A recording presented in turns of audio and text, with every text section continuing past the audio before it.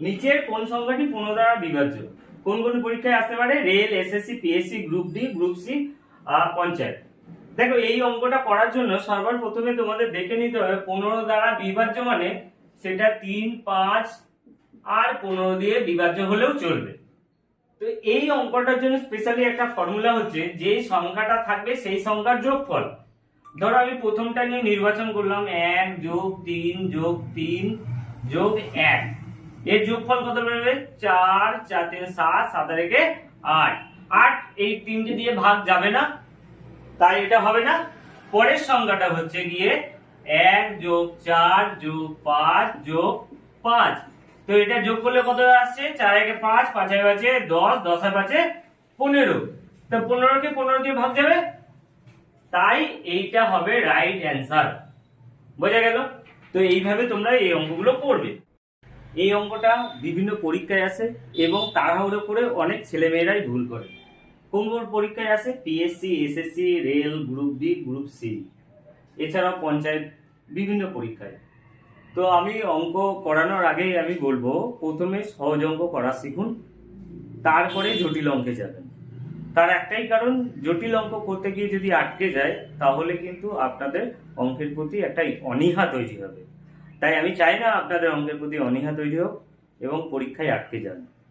তাই এই অঙ্কগুলো সহজ থেকে শুরু করুন। এই অঙ্কটার ক্ষেত্রে যেখানে 20টা সংখ্যার যোগফল বার করতে বলেছে, তখন এর একটা আলাদা ফর্মুলা আছে, শর্টকাট পদ্ধতি আছে। ফর্মুলাটা হচ্ছে n+1/2। এই ফর্মুলায় এই ধরনের যে কোনো অঙ্কই কাজে লাগে। n এর ভ্যালু হচ্ছে 20, তাহলে এটাও 20 প্লাস 1/2, তাহলে হচ্ছে 20 ইন্টু 21/2 সমান সমান 420/2 সমান সমান 210। তাহলে অ্যান্সারটা হবে কিন্তু 210। আশা করি বোঝা গেছে, কারোর প্রবলেম হয়নি। তো এই ধরনের যদি 20 জায়গায় 30 লিখি, 25 লিখি, করে করে নিজেরা প্র্যাকটিস করবেন, কোনো রেফারেন্স লাগবে না। আমি জানি আপনাদের উত্তর ঠিক হবে। নেক্সট, নিচের কোন সংখ্যাটি 11 দ্বারা বিভাজ্য? যদি এই ধরনের সংখ্যা দেয় 11 দ্বারা বিভাজ্য, তাহলে এর একটা শর্টকাট আছে।